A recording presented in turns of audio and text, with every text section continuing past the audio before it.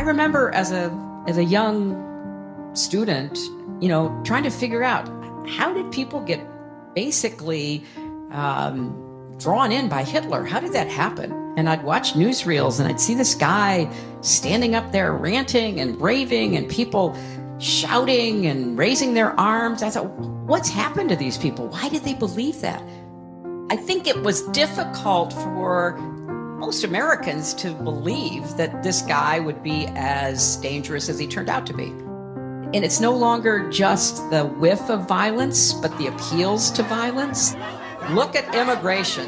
They don't want to get together and try to resolve this issue. They don't want to try to figure out how we have secure borders because they'd rather have an issue than a solution. This is an attack on freedom, on democracy, on truth. This is an attack that has ripple effects for all of us. The threats to democracy are real, and the only way to defeat them is showing up and voting.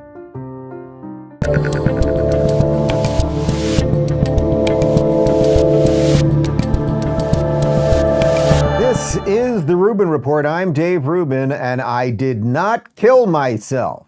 Let me repeat, I did not kill myself. It's April 3rd, 2024. For those of you listening on the audio podcast, that was audio of Hillary Clinton, of course, with video, a little B-roll of Joe Biden, genuflecting, angry, hands shaking, being confused, all of that stuff. And we are going to talk today about Joe Biden and the future of America and this election we got coming up and some of the options laid out in front of us, all with the backdrop of that other war that's going on, because most people are at least to some degree focused on the Middle East situation. But we did have that big Ukraine-Russia thing. Remember that we were all talking about for about a year, and then that thing has sort of taken the back seat.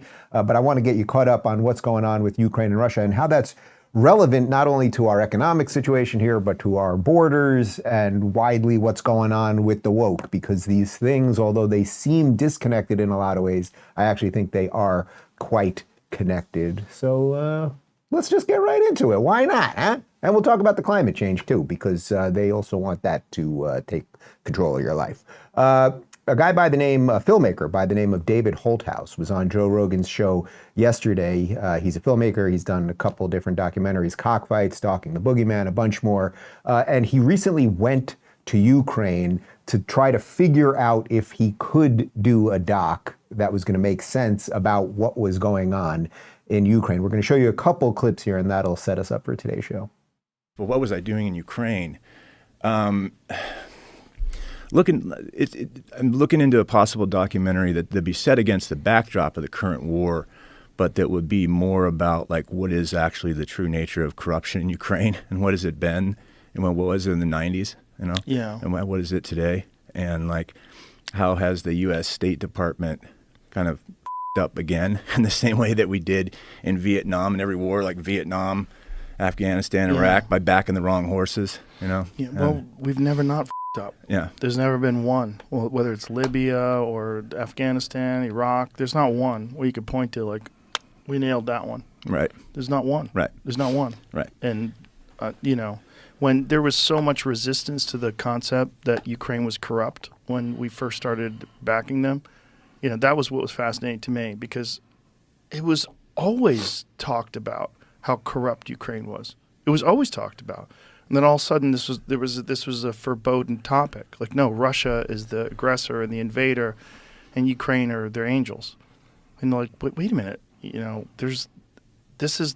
that's not reality. Like, Okay, so let's be clear about something. Russia is the aggressor and the invader, right? They invaded a sovereign nation. They have their own disputes about territory and all of those things, but they did invade a sovereign nation. That's one thing to just put aside for a second. But the reason we're showing you that is because if you remember before this Russia invasion and the Ukraine war and all that, yes, people used to talk about Ukraine corruption, right? There was, say a certain crackhead that's the son of the president of the United States who is getting $80,000 a month to be a consultant for a Ukrainian energy company, despite being a crackhead and having no expertise. So there was an awful lot there, right? We know about Joe Biden making sure that the prosecutor was fired, when he was vice president, all of the nonsense around Ukraine. There's something that doesn't quite seem right with people.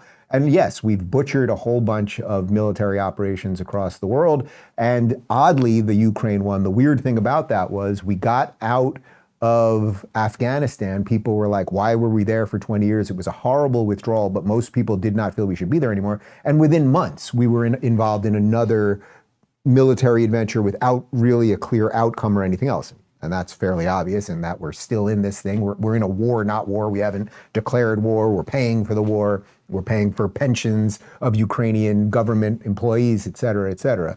But he went there to figure out the true nature of the corruption, because for most people, this does feel a little bizarre. Like, what are we doing there?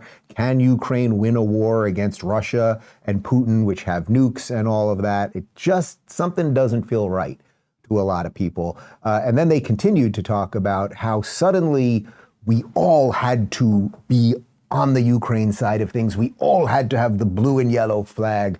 And it was extremely important that we all hate Russia and vodka. I think that the war in Ukraine could have been prevented. I think that there was this false dichotomy where there were forces in the U.S. government, and this is part of the documentary I want to make, is about, that forced you, there was like, you either have to be, a puppet of Russia or our puppet. You have to either have to be NATO or there's no middle ground. Right. When in fact, I think that Ukraine could have been a bridge, a peaceful bridge between Russia and the quote unquote West, where maybe it could have joined the European Union economically, free trade, but not joined NATO, right? Because that's what Putin was so adamant against. And you understand, I mean, I think he's a war criminal, power mad, asshole, right? But you can sort of see from his perspective, if you look at a map and you start to see all these NATO countries around Russia, you kind of see, what motivates him. Well, that's the people in the State Department had always said that was his red line. Okay, so that's an important point, because it's very easy to say, okay, Putin's just awful and he's evil and blah, blah, blah, and he quite literally kills political opposition and all of that. Like, we can do all that. But the reality is, as Ukraine got closer to entering NATO, right, Russia was looking around going, boy, we've got all of these countries kind of on our border. And once you're in NATO, if there's a conflict with one, there's a conflict with all. So Russia kind of jumped the gun and invaded Ukraine. You may not like it. That's what the rationale was, right? And of course, Putin sort of wants Mother Russia back. He wants sort of the return of the USSR. But again, the question really is, what is the United States doing there? And again, we have not declared war. There's been no voting on this in the House. We're just funding this thing. At some point, if you are endlessly funding a war, it seems to me that you're actually in it. But really, what are the motivations? And this is the clip that'll set us up for the rest of the show. What are the motivations within our government as it pertains to this Ukraine situation? His red line was Ukraine. Yeah. Yeah, and then when they're trying to get Ukraine to join NATO, it's like, what are we doing? Right. What are we doing? We bringing about World War III, and why? And how much money is being spent? Right. And where's that money going? Right. Yeah. And who's got a vested interest in keeping that money flowing? Yeah. And that's where it gets scary. Right. That's what I'm looking into, and I don't want to tip my hand too much, but I think I've got pretty convincing evidence that the U.S. Department of Justice has been used by the U.S. State Department to further U.S. foreign policy interests in Ukraine in ways that aren't really right. Like bringing criminal charges against people in the U.S., but like Ukrainians, like charging them with crimes in the U.S., including some people that have never even set foot in the United States, charging with crimes or getting them out of trouble, like dropping criminal charges against them to sort of and again, it goes back to our designating, you're a good guy, you're a bad guy. You're corrupt, you're not, even though they're both just grabbing, billions with both hands. So it's a scary time, man. It really is. Yeah. It is a scary time. There is a lot of weird energy in the world, but that clip is what will, as I said, set us up for the rest of the show, because there are interests here in the United States that have us doing all of these things. There wasn't a lot of interest in the United States after we wrapped up Afghanistan to go and fight Russia, right? Again, a war that hasn't been declared. So we're in a not declared or an undeclared war at the moment. So what would those interests be that are pushing us towards this endless conflict with a guy with nukes. Do you think it might be related to some of the things that have been happening domestically here? And do you think it might involve some big corporations making some big money? Do you think so? I think it might be possible. I'll tell you about that after we talk about the wellness company. Guys, the fact that on Thursday, March 21st, the court ruled that the FDA must delete every social media post addressing the use of ivermectin for treatment or prevention of COVID-19. It's been determined that the FDA lied in their demonizing of ivermectin and other effective drugs for the last 4 years, vindicating doctors like Dr. Peter MacCallum, who stood strong despite every cancellation campaign. But the question so many people are still asking is, okay, but how do I get ivermectin or HCQ? Most doctors still won't even consider prescribing it. Keep listening. Americans are waking up and understanding that now more than ever, we need to have these life-saving medications on hand. They aren't just remedies, they're lifelines for the next time, because there will be a next time, and the wellness company's Contagion Emergency Kit has you covered. The only of its kind, this prescription emergency kit provides you with carefully selected assortment of effective medications for COVID-19 and other respiratory illnesses, ivermectin, HCQ, Z-Pak, budesonide, along with a nebulizer so you can rest easy knowing that you have emergency meds on hand, along with a guidebook for safe use, backed by research and endorsed by experts like Dr. Peter MacCallum and Dr. Harvey Risch. The wellness company's Contagion Emergency Kit is a must-have. Avoid the chaos, wait times, and price of a hospital visit, and have exactly what you need for as low as the cost of a single doctor's visit.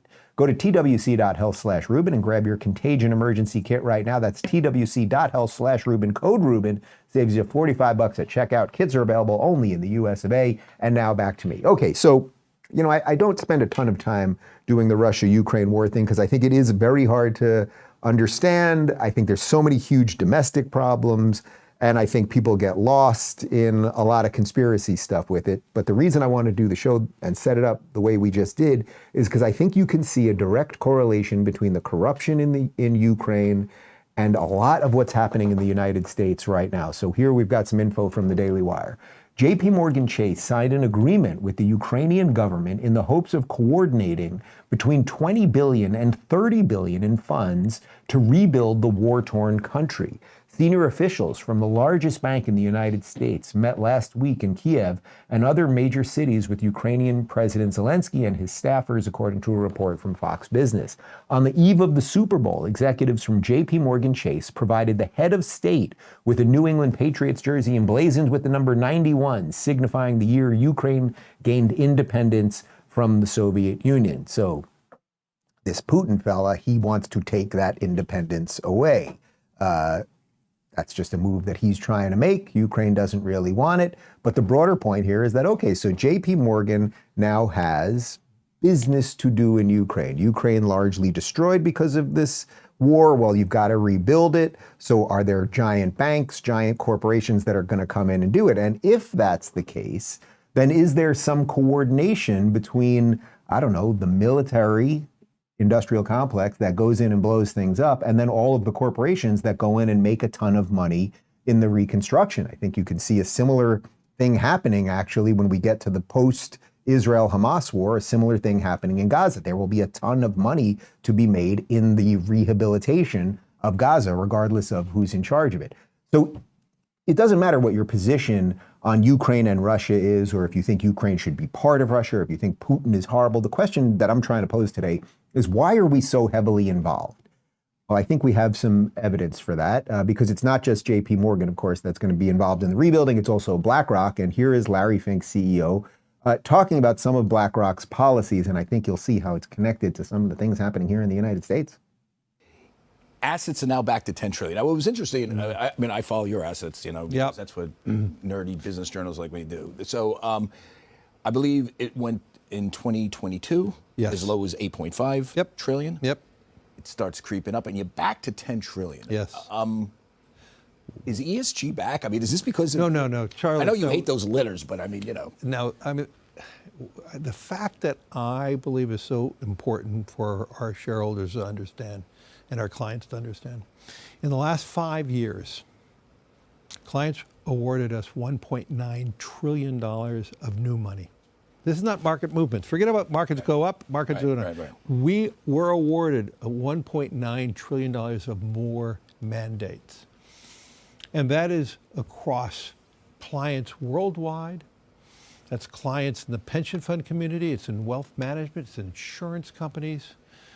No firm has been awarded this scale of assets. As someone like me who looks at trends, wouldn't you say that's an incredible trend? It is incredible, and I won't use the letters ESG, but it's sustainable coming back after taking a lot of knocks. If we want to take the subset of sustainability out, it's growing. It never went away. Okay. The reality is, if there's a fundamental reason in doing this, and when I spend time with governmental officials worldwide, they want to find more independence of their energy position.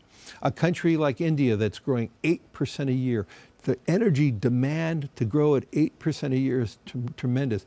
They need to be investing in wind and solar, and the amount of capital they're going to need is enormous. Okay, so there were two reasons I wanted to show you that clip. First off, he is in charge of BlackRock, which will be involved heavily in rebuilding Ukraine. So again, if the government goes in and blows apart Ukraine, or has Russia blow apart Ukraine, or Russia does it independently, someone makes money on the other side, right? So JPMorgan's going to throw in all of these billions, and they'll get plenty of it back.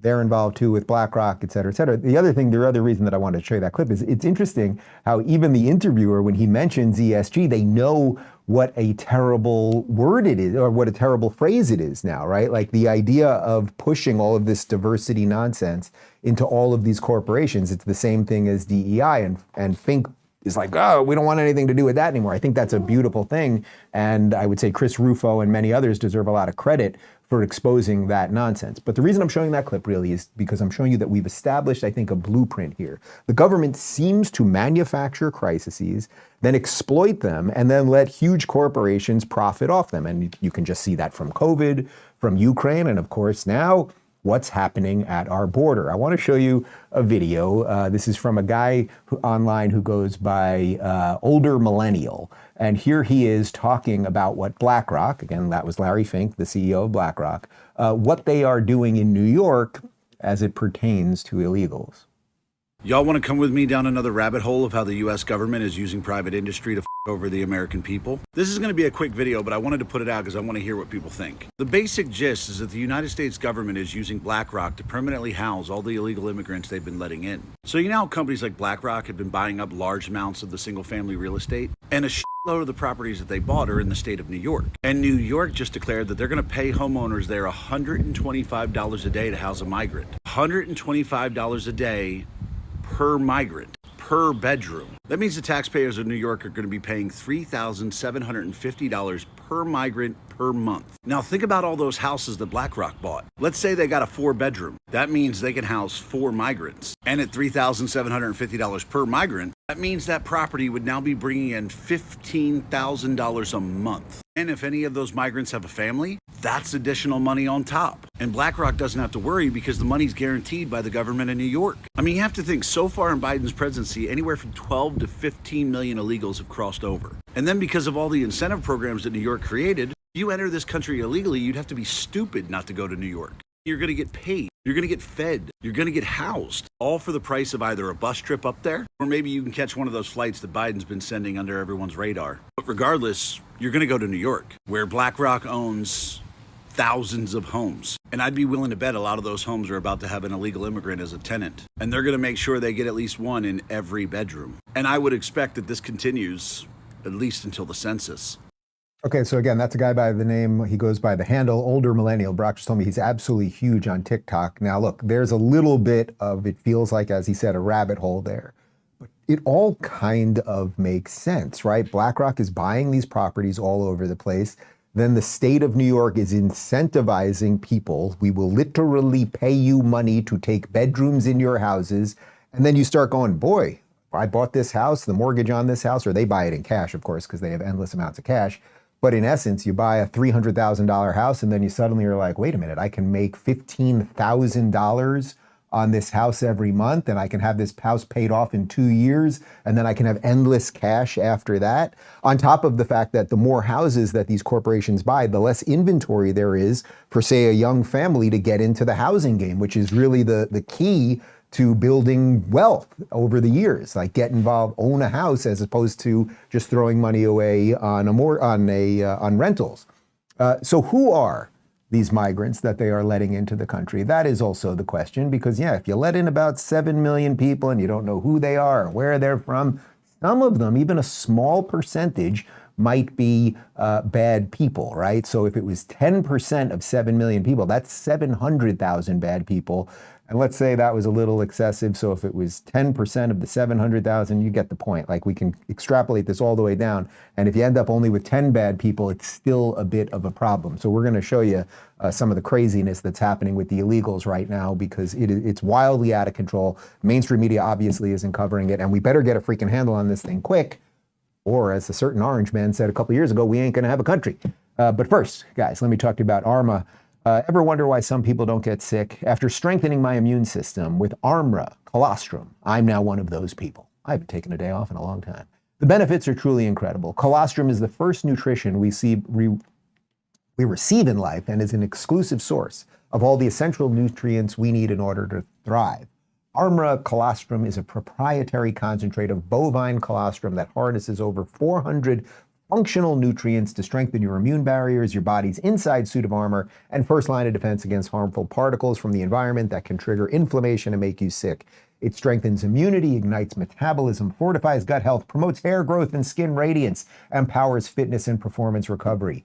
Armra colostrum TM strengthens all 4 layers of your gut wall, where 80% of your immune cells are housed. It's a rich, exclusive source of immunoglobulins, which are antibodies that optimize your immune defense during cold and flu season. And their premium grass-fed bovine colostrum concentrate activates cellular health for your resilience and your recovery. In clinical trials, bovine colostrum is found to be at least 3 times more effective than the flu vaccine at preventing the flu. We've worked out a special offer for my audience. Receive 15% off your first order. Go to tryarmra.com/Dave or enter Dave to get 15% off. That's tryarmra.com/Dave. And now back to me. Okay, so we got a problem here.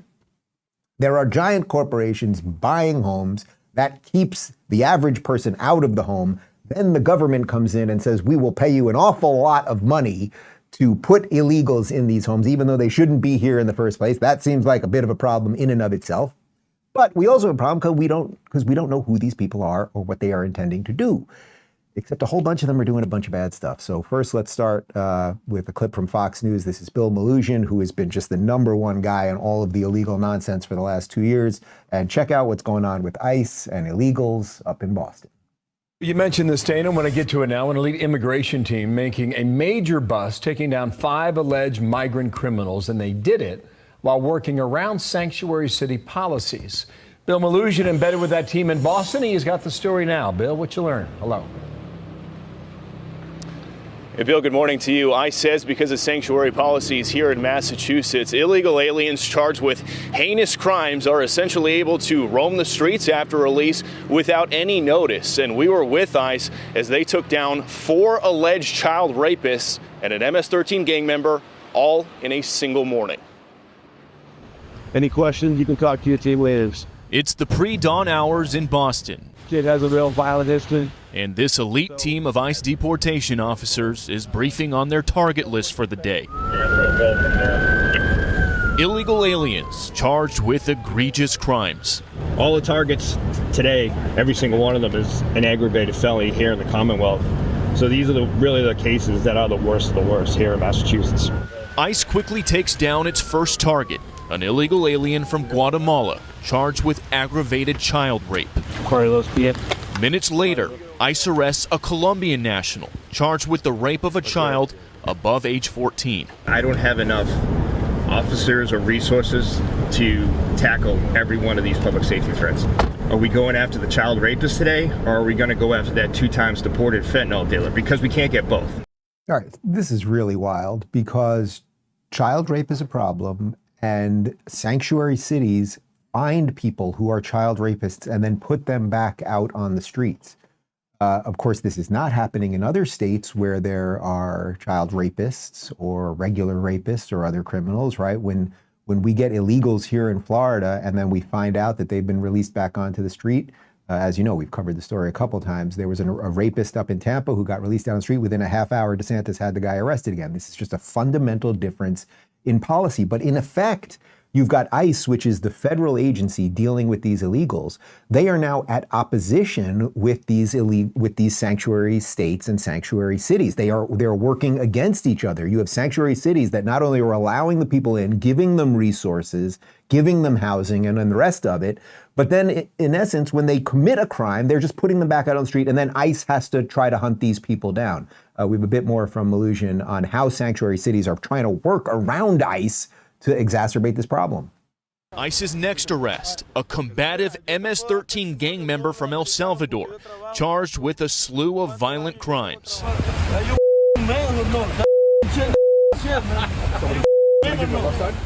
Officers then arrested this Brazilian man, charged with 5 counts of aggravated rape of a child. How are you guys not notified about a child rapist being released? Unfortunately, in Massachusetts, that's how it is with most of these sanctuary jurisdictions. A short time later, ICE took down their final target, a Brazilian gang member, also charged with child rape. Just this morning today, 4 accused child rapists and 1 MS-13 gang member. Those are the kind of people you're going after. That's every day up here in Boston. Those are the public safety threats that we really want to get off the street. It was a great day for the teams. That's 5 public safety threats that are on in the community, going to go ahead and victimize anyone else. And ICE says all of those arrests you just saw happen because local authorities ignored their detainer request to keep these guys in custody due to sanctuary policies. ICE says all of those suspects will remain in federal custody until their local charges are resolved. Then ICE will seek to deport every single one of them. I know this hasn't been our funniest show ever, but the level of insanity here is immeasurable. Why, if someone has been charged with aggravated child rape, would you let them out of jail no matter what, sanctuary city or not? That means, let me just understand this. So if you live in Boston and you're a tax-paying citizen and you aggravatedly rape a child, you will be put in jail. They're not just going to let you out, right? You will be put in jail. You're going to have a trial. They're not just going to let you out between the trial and yet, somehow, if you are illegal and they catch you aggravatingly raping a child, they are going to put you back on the streets. And then ICE has to come in and fix this. This is completely insane. And then the government comes in, takes your tax money, and pays BlackRock to house illegal migrants who in some cases are aggravated child rapists. Trying to make that funny somehow. I don't know if it landed. Anyway, it's not just Boston. Here's what's going on in New York City. A group of suspected migrants are under arrest this morning after they were discovered squatting in a home where guns and drugs were found. But that's not all. The group, the guns, the drugs were all in the same room as a 7-year-old boy. And now we're seeing for the first time new exclusive video of the moment NYPD showed up. Eyewitness News reporter Phil Tate is live in the Norwood section of the Bronx with more. Phil. Yeah, well, just last week, police arrested 8 migrants believed to be squatting inside of the basement of this home that you see right here. But it's what investigators would find inside: drugs and multiple weapons, along with a 7-year-old who was playing inside of that same room. Now, let's get straight to some exclusive surveillance video that we just obtained when police sprung into action, hopping out of their squad cars after they got a call about a man with a gun. When they arrived, they chased 24-year-old Hector De Soso Viata, believed to be from Venezuela, into the basement of this Hull Avenue home. Another man, 22-year-old Javier Alborno, tried to get away with another gun before he was also arrested. Playing on your screen now are 4 of the 8 suspects that were under arrest being walked out one by one from police. When a search warrant was in place, investigators recovered 2 more loaded guns, 3 loaded extended magazines, a box of ammunition, and a bag of ketamine mixed with cocaine. Moments ago, we spoke with a neighbor just next door about the landlord and those uninvited guests. Guns, ketamine, cocaine. Sounds like Hunter Biden's birthday party. But no, this is happening in the basement somewhere in New York City. And there are probably other cases of this. So the real question, by the way, is whose fault is this? How did this happen? There was a certain orange man with funny hair about 8 or 9 years ago who was talking about building a wall and keeping people out and figuring out whether we can have a country or not, because if you don't know who's here, you basically don't have a country. And he was called racist for it. We have a 11-second video of the guy, or the team, let's say, who's come in after the orange man. And let's see if their position has been solid over the years. The border is closed. The border is secure.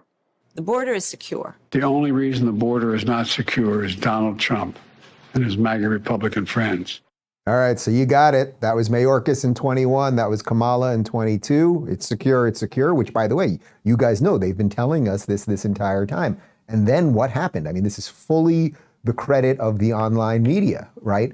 Like shows like this started showing these videos and people wandering through the border and just running through, and where are all the women and where are all the old people and where are all the children? It's all 25 to 40-year-old men. Something seems a little bizarre. And now suddenly they're acknowledging that there is a crisis. And also they can't, although they deny reality on every given day, they seem unable to deny the fact, because we know it is a fact now, that about 7 million people have come in 3 years. Here is Michigan Governor Gretchen Whitmer. She is one of the most authoritarian, crazed progressives in the entire country, who quite literally stopped people from planting seeds in their gardens during COVID. She had no problem while she was locking people in their house, going on a boat for her husband's birthday. Surprise, surprise, I have no doubt that she got plenty of injections in her face and Botox, you'll see in just a second, during COVID and all that, but that's how they roll, that's fine. Here she is blaming Trump. This is yesterday, blaming Trump for the problem at the border now. Well, I'll tell you, the former president was in Grand Rapids today, and he was capitalizing on a horrible tragedy that happened here. There is a family that is grieving the loss of Ruby Garcia. And she was a real person with a real story, and it is a horrible story that happened. All of that being said, he came in to, perpetrate the continued storyline that he had done everything to keep us safe, which is baloney. We know that under the Trump administration, he actually called me, the governor of Michigan, to ask that we send the National Guard to help with surveillance on the southern border. And we helped him out because he couldn't get it done. He's also the reason that the negotiation in Washington, D.C. didn't come to fruition. He torpedoed a deal that would have had the strongest border security in decades in this country that President Biden put on the table. He told Republicans to walk away, and they did. So I really, I cannot abide when someone comes in and just tries to score political points off of someone else's pain and perpetuates a problem instead of actually trying to solve it. Mirror, mirror, lady, get a mirror. Did you see before I get into analyzing what she said, did you see the chyron? That's the text on the lower third of the screen there that CNN put up. The headline that they were running with as you're listening to Whitmer: Trump pushes fear of immigration on campaign trail. Is that really what Trump's doing? Is that what I'm doing right now? Are we pushing fear of immigration, or are we exposing fear of illegals and drugs and child rapists and a bunch of other stuff? But just the way they subtly frame things in a dishonest way. That's number one. Then, of course, everything she said there was also dishonest. She's like, Trump did nothing about the border. He did call me to ask for help. Well, if he was calling you to ask for help, he was trying to do something. He was also trying to build a wall that you guys were fighting against the entire time. And then she's basically saying, we'd have a secure border right now had Trump not stopped the Republicans from voting for this bipartisan deal. Remember, that was about 6 weeks ago, that bipartisan deal. Except the bipartisan deal was complete nonsense that was going to allow for thousands of people to come in legally every single day. We have every law we need. We have a border. We have people who can secure the border. We don't need new laws. So it might be true. I will try to give the devil, and in this case, I mean it literally when I'm talking about Gretchen Whitmer, I will try to give the devil his due here. It might be true that Trump called up a couple people and said, don't sign this thing, right? He could have called up a couple of Republican senators and don't sign this thing. It'll look like Biden gets a win, but that's irrelevant. If Biden wanted to shut the border down now, he has every means to do it. And by the way, Donald Trump, who potentially could be president this time next year, well, he's vowing to do everything he can to deal with this illegal immigrant fiasco once he's elected. On day one, I will seal the border and will begin the largest domestic deportation operation in the history of our country. And if other countries say they won't take them back, we're not going to take them back. I will say that, here they come. You're just going to hold on to your britches, because here they come. They're coming back. Okay, so I don't know if he will do that on day one. It would be marshaling all sorts of resources and the largest deportation ever, and it's going to be a lot of work, and you're going to have to figure out, who's been living here peacefully for years and have families and are members of communities, and what do we do about that, and pathway to citizenship. But I do generally believe that when it comes to the squatters and, say, the child rapists and the ketamine cocaine people, that Trump will do a little bit something. But the blueprint we've been talking about so far on the show has been that they create fiascos, right? We create wars here, we create COVID situations here, we create a border crisis here. And of course, what's the big one for these people? Because it's the most amorphous of all of them, so they're able to make it seem like it's a nonstop existential threat. Of course, that is climate change. Here is John Kerry talking about how if we don't do something fast, and most likely that means you getting less stuff while he eats his foie gras on his private plane that his wife owns, even though he lied about that under oath to the Congress, if we don't do something fast, the world's going to explode. But you're an advocate of carbon capture. I am an advocate of carbon capture because the scientists are telling us we cannot get to net zero 2050 if we don't have some carbon capture. It is a job creator. It will make life healthier for people because we're not putting pollution into the atmosphere. It'll make countries safer because they can produce their own energy, not have the threat of interruptions in the Gulf, Persian Gulf, or having to send your young people off to fight and die somewhere because it's going to support your energy source. The world will be safer, cleaner, healthier, without any question, and there'll be a better economy with many more jobs created in these new sectors. This is the largest economic transformation that we're looking at in the history of humankind since the Industrial Revolution. And there will be enormous numbers of jobs created in this. There already are. So I think the trend has started. The issue is, will we move fast enough to avoid the worst consequences of the climate crisis? John Kerry, a man who loves the climate so much he's starting to look like a tree. Okay, just first off, do you want to follow him? The scientists are telling him stuff, guys. Do you want to follow him into this giant economic changeover? Is that what you want to do? Is it possible that the scientists have been wrong about, wasn't there a thing that involved masks? I can't quite remember it, and injecting people with stuff that wasn't really tested, that we followed the science on, and we separated from each other and didn't go to funerals for grandmas for. Wasn't that kind of recent? So we might be a little hesitant to follow the scientists or follow a lifelong politician who's really accomplished nothing in his life other than becoming worth $200 million because he married the heir to the Heinz ketchup fortune. Do you know that? He's half ketchup. He's half tree, half ketchup, the guy. But I don't believe him about the climate. And even if I did believe him about the climate, the idea that I would want to hand over any of the autonomy over my life to a guy like him would be a problem, because what he is more than anything else is what all progressives seem to be at this point, which are, they are absolute ideologues, right? And from top down, we see this everywhere. So check this out. This is video of the climate advisor to the United Nations. Her name is Aisha Sadiqa. And here she is blaming white men for climate change. And you're not going to believe who we have to protect. It's a good one. And we're all going to get one in our house. Watch this. And I say this because the climate crisis is not passive. The climate crisis is not a result of natural disasters. It's actually man-made. It's a result of... Say it again, because I think they missed it. The climate crisis is man-made. And it's not just man-made, it's white man-made. It is a result of capitalism, years of colonialism, years of racial oppression. And so, if you want to get involved, the way that we save our planet is when we protect the most vulnerable communities among us.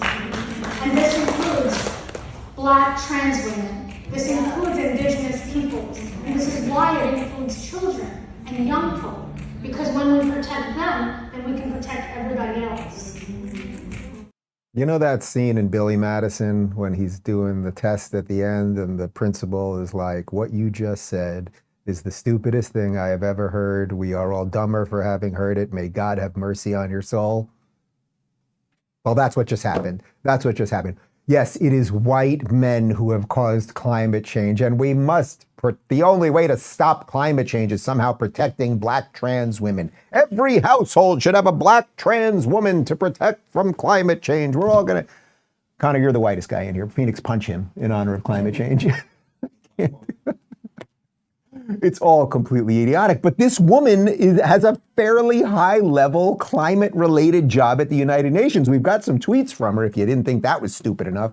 Here she goes. I am not an activist. I am a killjoy. I am what reminds white supremacy of its present-day wretchedness. It is my job to make clear that in the process of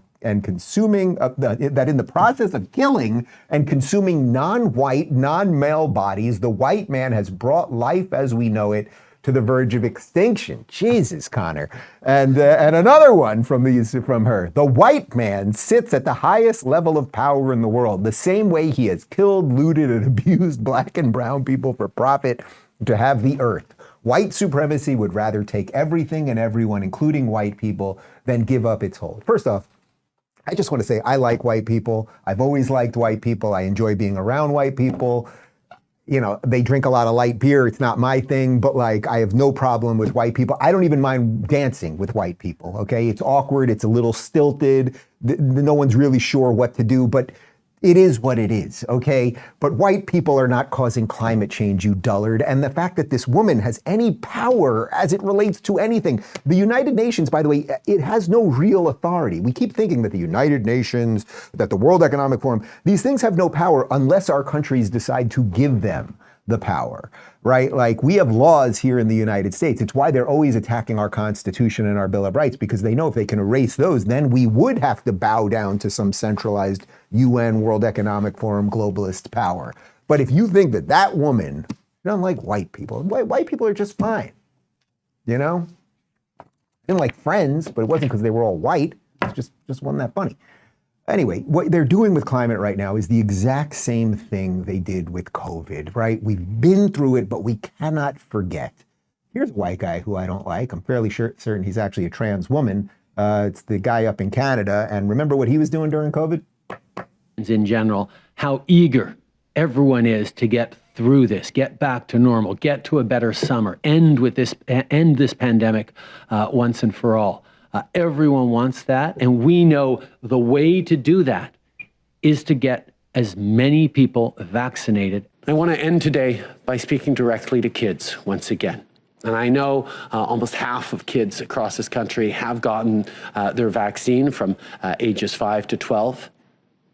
We need to get more. So please ask your parents if you can get vaccinated. Getting vaccinated protects yourself, protects your family, protects your grandparents, protects vulnerable people, but it also supports our frontline workers who are working incredibly hard, our nurses and doctors and people in hospitals who are dealing with a rise in cases. I'm going to curse. Can we bleep on the fly? We can't bleep on the fly. I mean, he is one sick motherfucker, and he should be in jail. That he was pleading to children during COVID to talk to their parents how they should be injected with stuff. The parents didn't know what the hell was going on. The kids certainly didn't know what was going on. It all turned out to be absolute bullshit. This is the same guy who was closing bank accounts of truckers who were protesting because they wanted to open up their country. He was also closing churches and a whole bunch more. Like, he is just profoundly evil. But the reason I'm retreading that clip for you is because we've been through this thing with the crises, and we should stop giving awful people power over us. John Kerry should have no power over you. Justin Trudeau should have no power over you. And do you remember how absolutely stupid it got in New York City during COVID? This is socialist former mayor Bill de Blasio. And if this wasn't this might have been the dumbest moment of COVID. That may be impossible to actually quantify, but this might have been it. Free fries when you get vaccinated? I got vaccinated. You're saying I could get this? These delicious fries? Wait a minute. But there's also a burger element to this? Let me check with Bill Neathart. Is it too early in the day to eat a burger? No. This could be breakfast? Okay. I want you to look at this and think about, again, some people love hamburgers, some don't. Really want to respect all ways of life. But if this is appealing to you, just think of this when you think of vaccination. Vaccination. I'm getting a very good feeling. about vaccination rate this moment. I told you we were getting an inflatable clown because for me to analyze all of these clips, it's belittling to you at some level, right? It's all so dumb, and my audience is not dumb. I know most shows have dumb people watching, but you guys aren't dumb. So what can I add there when I'm talking about Bill de Blasio with the French fries and why you should get the COVID thing? So I'm just gonna punch this clown.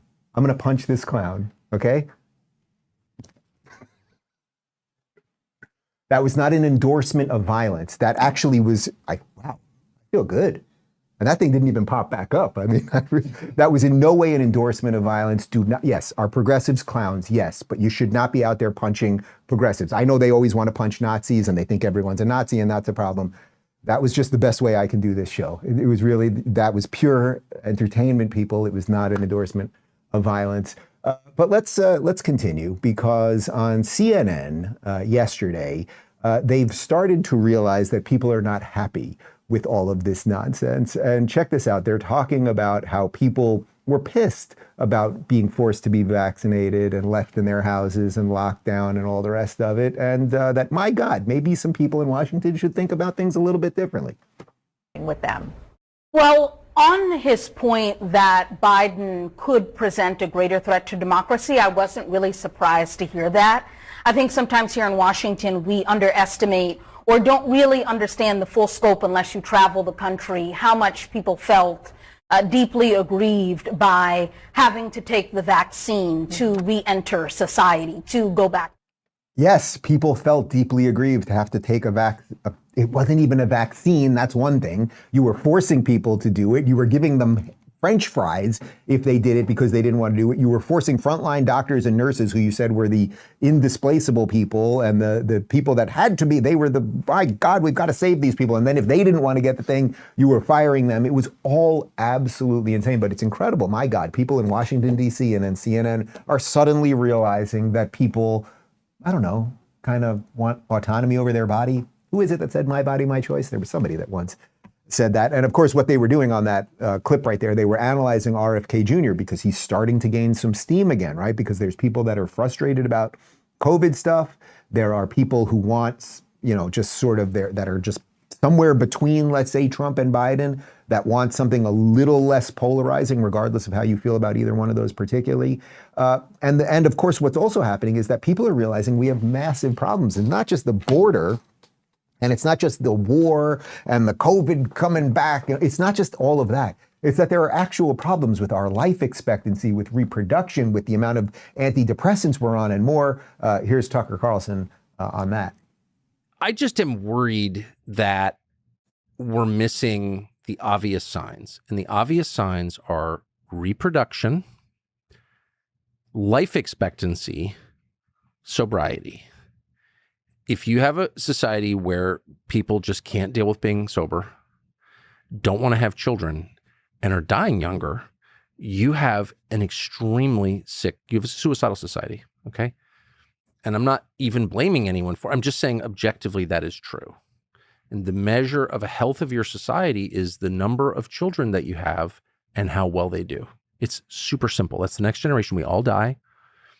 And what replaces us? And if you don't care, then you're suicidal, and maybe other things too. But that's all I'm saying. So what happened to South Korea? Like, why can't anyone answer the question? They're great people.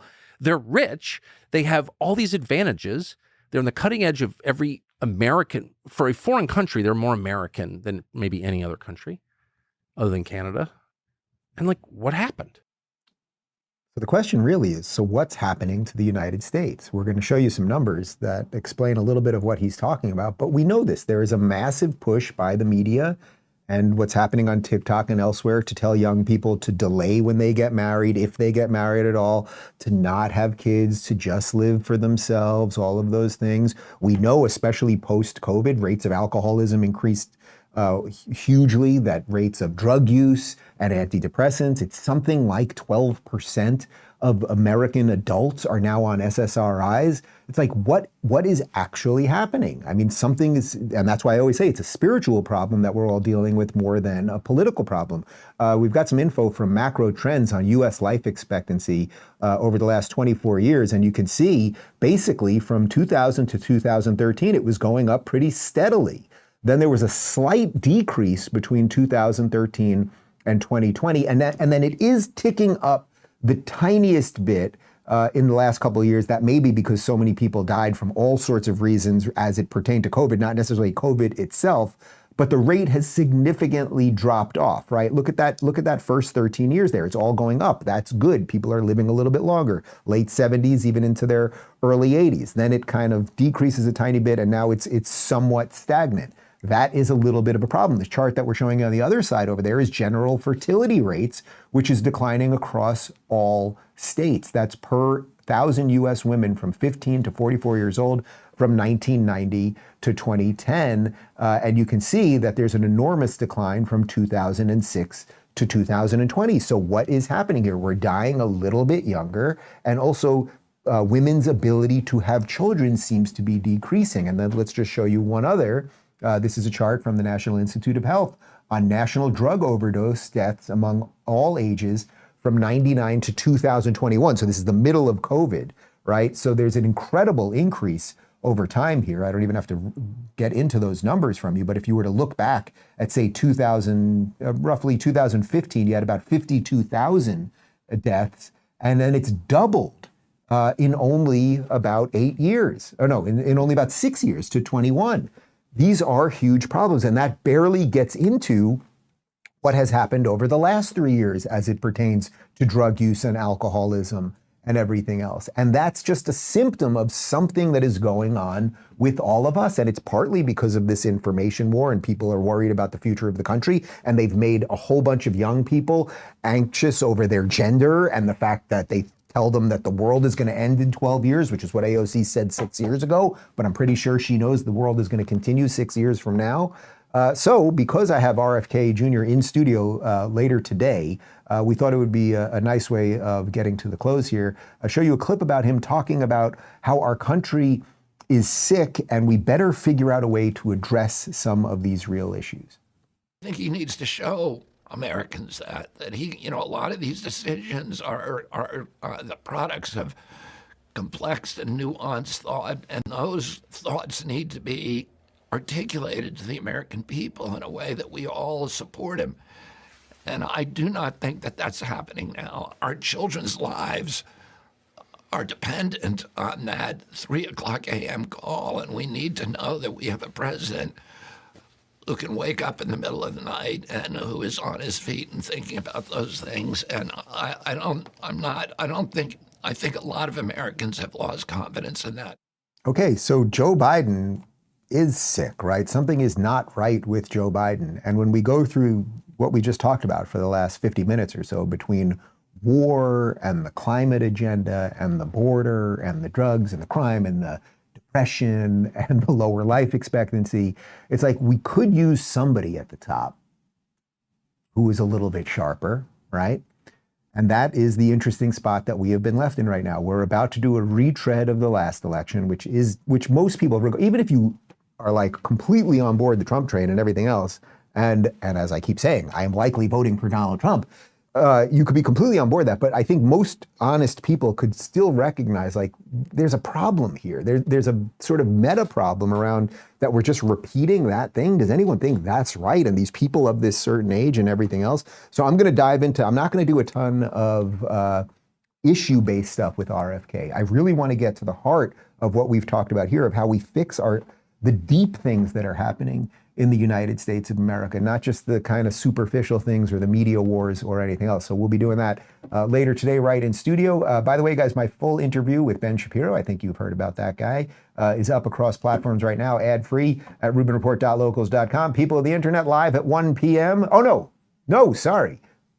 Because I've got RFK here, people of the internet will be at 4 p.m. Eastern. Thank you for the correction. And we've got a post-game show in about 30 seconds, rubinreport.locals.com. As they say in Boston, adios. I've spent more time with President Xi of China than any world leader has. For 24 hours of private meetings with him. More time with Xi Jinping than any other head of state, over 68 hours with him. More time with Xi Jinping, the leader of China, than any other world leader has. Over 76 hours. They keep meticulous hours and times.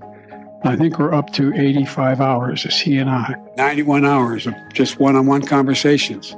I met alone with him, just he and I, and a simultaneous interpreter 68 times, 68 hours. 68 times, more than 68 hours.